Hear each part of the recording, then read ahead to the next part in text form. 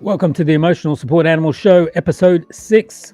We're thrilled to have you join us today as we dive into the world of emotional support animals and the incredible impact they have on our lives and of their handlers. This show is dedicated to giving you an inside look at the people and the stories behind these amazing animals. In each episode, we'll connect with registered emotional support animal handlers who are officially listed with the Emotional Support Animals Registry in the UK. Our guests share their personal journeys, the unique ways their ESAs have transformed their lives, and the invaluable bond they share with their companions. From heartwarming stories of resilience to insights into the daily life of an ESA handler. This episode promises to both be informative and uplifting. We'll be asking our guests a range of questions about the emotional support animals, how they become registered, and the positive changes these wonderful companions have on their lives. Whether you're an ESA handler yourself, considering getting one, or just curious about the role these animals play in mental and emotional well-being, you're in the right place. So sit back, relax, and let's dive into another episode of the Emotional Support Animals Show. Let's get started. Hi, and thanks for coming on the show. Can you start by introducing yourself and telling us a bit about your emotional support animal? What kind of animal do you have and what's their name? Right, so I'm Julie. I have got a dog, a cockapoo girl called Maggie, and years ago I was diagnosed with severe anxiety and depression. Mm-hmm. So she helps me with that. Mm-hmm. Well, I was on to the next question. What led you to decide you needed an emotional support animal? Was there a specific moment or reason? There was. So I also, she was a present for me. I never thought about it in that way. She was a present, but I was going through such a dark time in my life that she was just in sync with me, Mm-hmm. and she wouldn't leave me alone. And for various times when I thought of ending everything, she was there. And I would look into her eyes and I was like, if I'm gone, who's going to look after her? Mm-hmm. Right. You know, so that was one of the things. But also, I was diagnosed with this condition called vasovagal syncope that in the UK is not really recognised as a disability, that my blood pressure is chronically low. And when it goes even lower, I just collapse like a sack of potatoes. Mm-hmm. And Maggie naturally just knew about it. Mm-hmm. So when it's about to happen, she gets all restless, and she lets me know so I can go sit down somewhere so I don't injure myself. Yeah, it's interesting how the animals know what's going on. Absolutely. Yeah. And I have done a research on that, Dave, and in America there are training for dogs to do the specific job. Yes, it's to trained assistance animals. Yeah. In here, because it's not recognised, we can't do it. But Maggie just naturally knows it. It's absolutely amazing. Yeah, they are. How has having an emotional support animal impacted your day-to-day life and mental well-being? Oh, it boosted my confidence massively, because I went from not wanting to get out of bed or to being alive to then now I'm okay. I go into coffee shops, I go to the supermarket, and I have no problems. You know, Maggie, having Maggie with me almost forces me to be social. So I've got no option. You do get the odd stare because I don't have any visible disability. So I've had people looking down on me. I have had people, you know, just talking between themselves and saying, "Oh, that's a service dog," but I wouldn't know why that lady would need it. She looks normal. Yeah. You know. So, but it boosted my confidence massively. Yeah, exactly. That's why when you have hidden disabilities, you have all those issues of people looking at you saying what's wrong with you. Mm-hmm. Yeah, and that's the thing. I think people are very quick to judge as well. You know, it is a shame that, I mean, mental health is is very hot. It's a hot topic at the moment, everywhere. But there is still so much to learn about it, and what comes with it, because, you know, it affects your whole body. It really does, physically. And I don't think that is appreciated as much. Yeah. Could you share a particular story or instance where your emotional support animal provided comfort or support during a challenging time? Or for various times when I thought of suicide, she was there. But there was this particular time that's when I realized that she was just a natural. I was in a Christmas market in Germany, collapsed like a sack of potatoes. Didn't know, like I was out, completely out. I woke up, I had paramedics trying to feel my pulse, other people with my legs up, like I was just surrounded by people and nobody knew what was going on. And they said, you've been out for a few minutes. And my dog, she was just like, she was telling me, but I just thought, because we were at the Christmas market and there was all this wonderful smell of German sausages and stuff like that, that's what she was after. She was just pouncing. No, she wasn't. No, she was trying to save my life, essentially. But she was there. Of course, they tried to take her away from me because she was right on top of me. She didn't want to leave me. So someone picked her up because she was only small. When I felt better, I had to go into the ambulance and do a whole lot of tests. When I was discharged, I went back to the Airbnb when I was staying in. And that night, she always sleeps with me anyways, but that night she didn't sleep. She was right next to me. She didn't sleep in the bed with me as she usually does. She stayed on the floor and she laid there all night. That night, I got up to go for a toilet about 3 times. The 3 times she just did not leave my side. She was like really just sitting next to the toilet and walking me wherever I was going. That's when I realized that dog she's just special. What are some of the biggest benefits you've experienced since getting your emotional support animal? The benefits. Oh, there's so many. I mean, I think, as I said before, confidence, it broadens it up. But the fact that I've got, she's just my sidekick. And, you know, when you have got a hidden disability, already you go through some sort of discrimination that people think you're normal, as I've had before. And just having her with me, I just feel like I can take on the world. It is a shame though, because as an emotional support animal, she's not allowed to travel on an airplane with me, you know. And sometimes that's when you need them the most, when anxiety kicks in, you know, and when you're about to have a panic attack. But in the UK, for some reason, they're not allowed to fly because you can fly out with some airlines, but they've got to be 5 kilos or less. They've got to be under the seat in front of you. Exactly. But they're not allowed to fly back in. No, exactly. Yeah. So it's just like, what is it again? Like, so they don't allow it. Bear in mind, Maggie's 11 kilos because she's a cockapoo, but also, like, even if she could go in a cabin as a pet under the seat, she wouldn't be able to perform her duties because she'd have to be in a crate, or, you know, so how does that work? Yeah, exactly. Yeah. You know, and that is the thing, like, these type of emotional support that we get from them, it's 24/7. It doesn't stop. So to me, I've done a trip abroad to Brazil, and that was a huge challenge, because I say to people that I'm the one who suffers from separation anxiety, not her. Yeah. You know, because I had to leave my dog behind because I couldn't take her with me.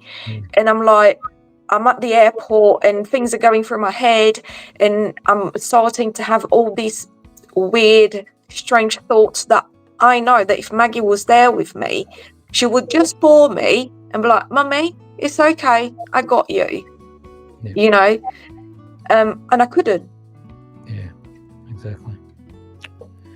Have you encountered any challenges or obstacles with having an emotional support animal, especially in public places or specific establishments? Oh yeah, I've had it. I've had it before where people just stop me and they actually ask to see her card, or I've actually had people coming up to me and asking me what type of disability do I have. Yeah. I've had people who denied entry to some places because they didn't believe that she was a service animal, and when I showed her card, they actually said that that was not official. Mm-hmm. So I've had a lot of discrimination. It's getting a little bit better, but you still get looks everywhere, really. Yeah, a lot of places think they're just trying to get your pet into places. That's it. Yes, yes. And I'm not saying that, that there aren't people who will do that, because I have heard stories myself, Mm-hmm. that people try that. But with Maggie, as an emotional support animal, she's not required to have formal training, but I did send her to formal training so she knows how to behave in public places, because she is working, she's on duty. Yeah. And Exactly. people need to know that. Yeah.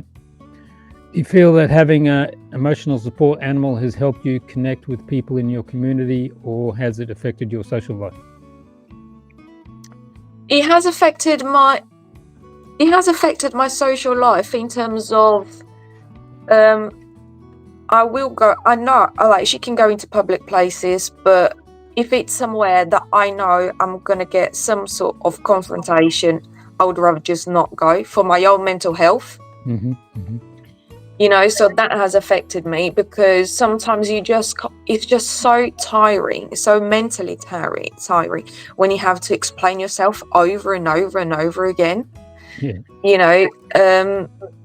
But in terms of community, not everybody knows about it. Not everybody knows about the emotional support animal that they can have. So in terms of community, every time I have the opportunity, I'll let people know. So I've got a dog walker whose eldest child is autistic. So, I said, look, that there are assistance dogs for that. She could even benefit from a support animal, because Maggie is so good with her, and she's so good with Maggie. Like, they understand each other when we're at the park. So in terms of community, I really try to spread the word, because I think it's important. It's important to talk about it. But on the other hand, I know that there is a lot of discrimination out there, a lot of disbelief. Yeah. And for my own mental health, sometimes I will avoid those places on purpose. What's the most surprising thing you've learned about emotional support animals since getting one? How common it actually is. In terms of, I had never heard of it. Mm-hmm. But once you start talking about it, then someone knows someone who knows someone. So it's not really close linked, but I know it sounds a bit contradictory, but like where I live, there is none at all. Yep. But I know someone who lives just on the other side of the river, that she's got, an emotional support animal. And that's why I said, spreading the word is important, because when you're thinking that life's not worth living, and you've got, that's your lifeline, that's your hanging on to, that's worth it. Yeah, that's what most people don't understand. And also, I assume that all the establishments that you go to regularly, once you've passed the first barrier, like this isn't a pet, and then you explain it's a medical dog, then it makes it easier after that, right? Once they know you. that is the problem. They don't seem to understand it every time. So if I go to a shopping centre, sometimes I get approached twice, 3 times before they leave me alone. Is it because it's a different security person each time, or?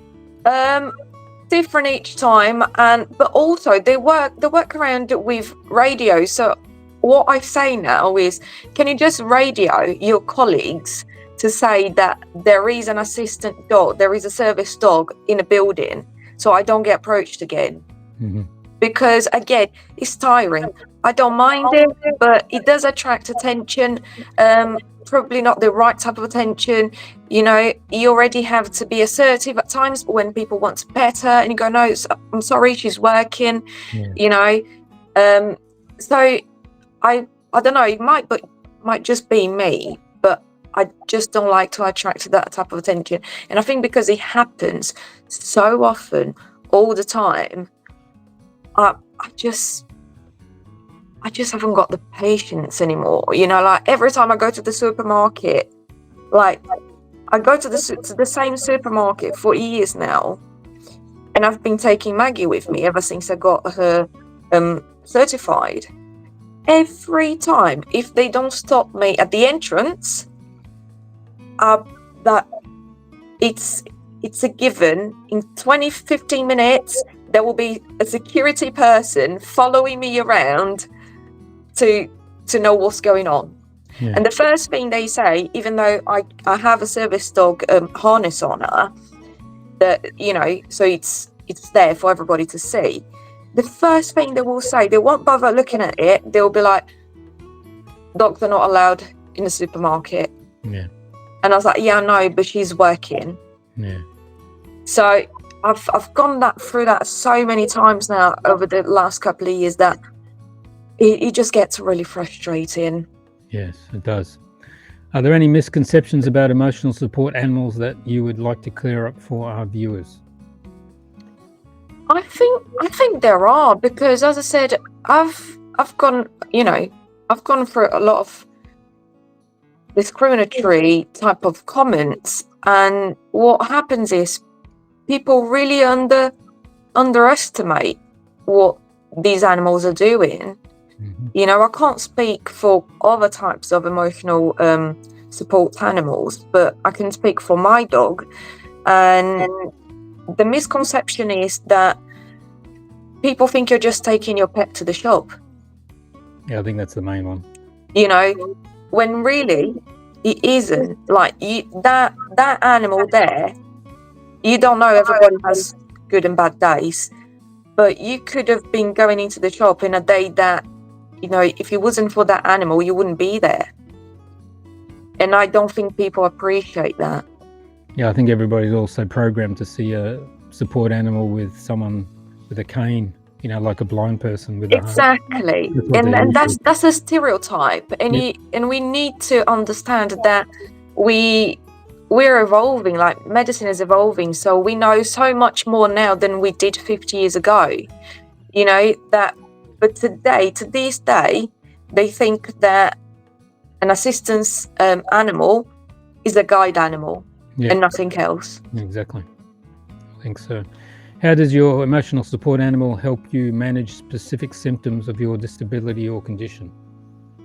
Well, she'll always like pull me. She's got this little way of pulling me, or sometimes and sometimes that happens even before I know what was going on, you know, and it's only when I feel it happening, but because she's there with me already doing what she needs to do, I can just regulate myself. Is easier. It doesn't catch me by surprise.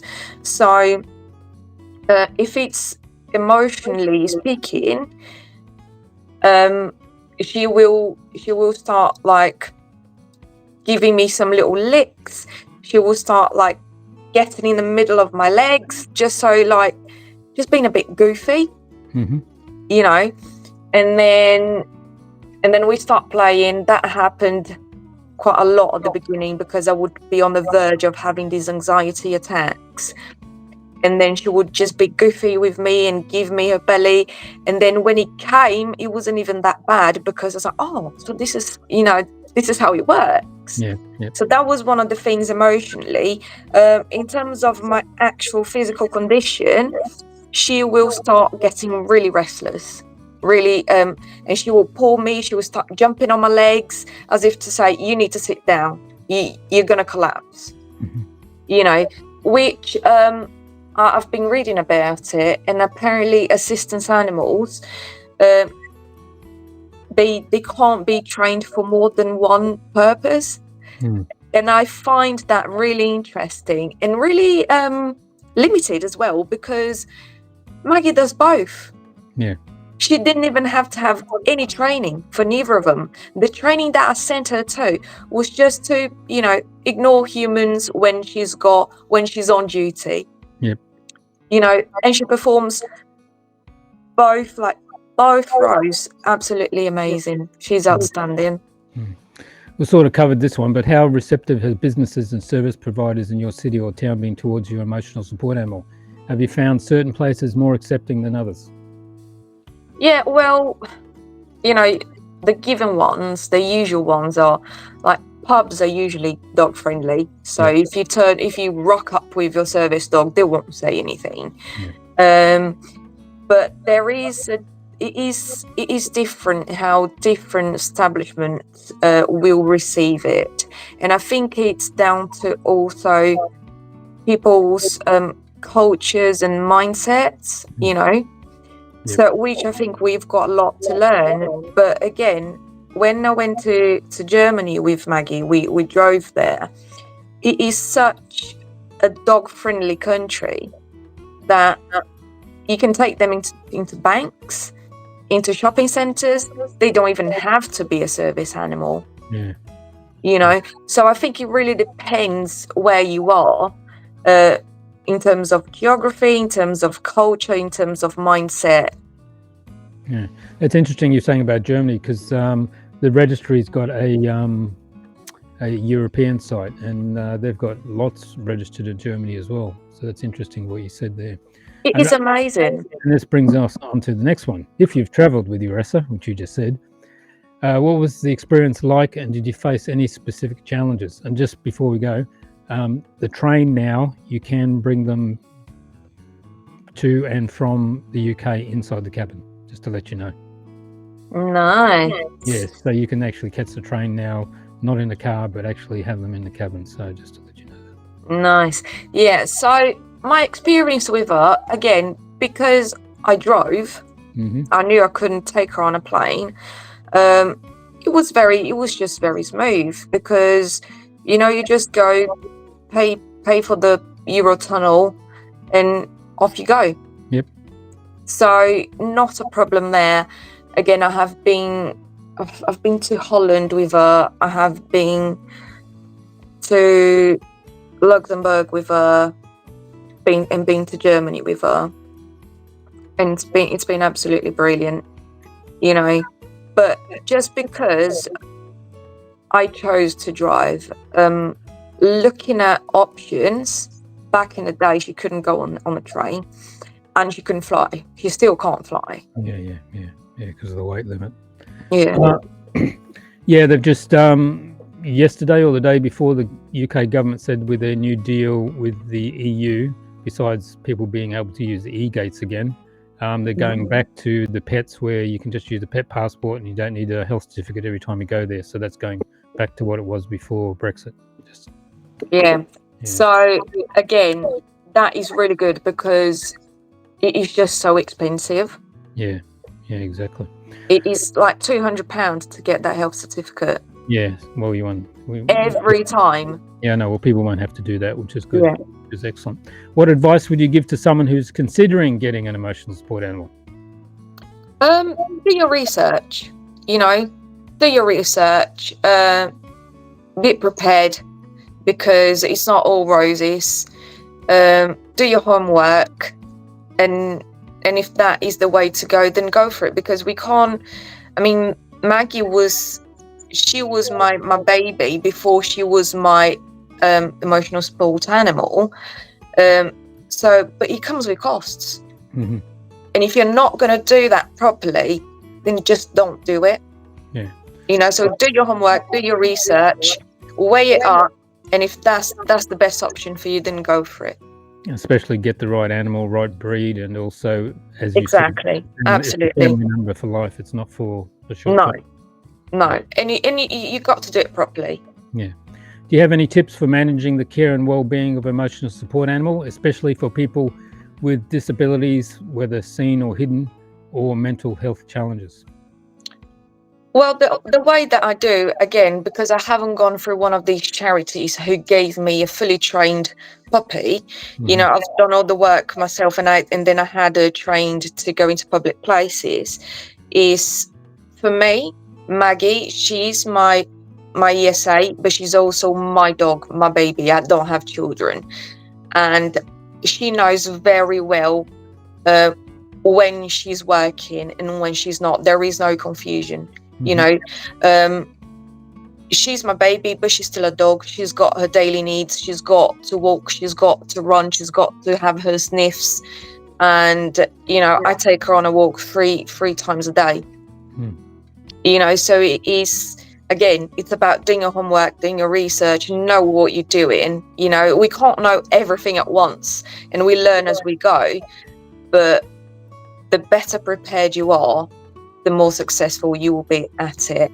And don't forget, you know, that they are animals. At the end of the day, they've got their own particular needs that need to be attended to. Yep. Lastly, what's one thing you'd like people to understand or appreciate about emotional support animals that they might not realize? Is that they are the lifeline of, like, she's my lifeline. You know, there are days that, as I said to you before, and I keep going back to that point because I can't stress that enough. You know, sometimes all you've got to hold on to is that, you know, and she is the most precious thing I've got in my life. And I think it's not appreciated enough, or not well understood. Yep. Okay. Thank you for coming on the show. It is much appreciated. And thank you to all those viewers watching the show. Please subscribe to the channel. And if you have not yet done so, hit the thumbs up. And of course, share the video link on your social media. Thank you very much for coming on the show. Thank you. Bye.